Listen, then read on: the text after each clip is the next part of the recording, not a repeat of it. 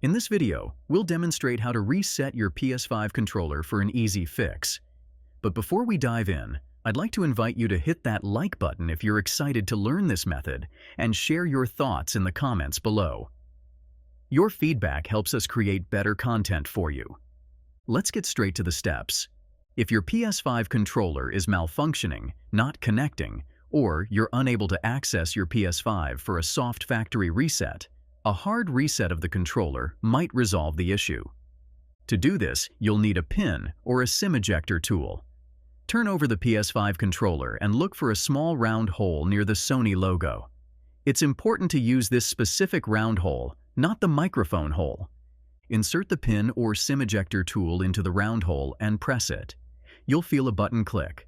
Hold it down for about 5 to 7 seconds, then release. Congratulations! You've now successfully hard reset your PS5 controller. You can proceed to reconnect it to your console or any device you want to pair it with. Thank you for watching. If you found this video helpful, please take a moment to like, comment, and subscribe with notifications on. Your support encourages us to create more content like this.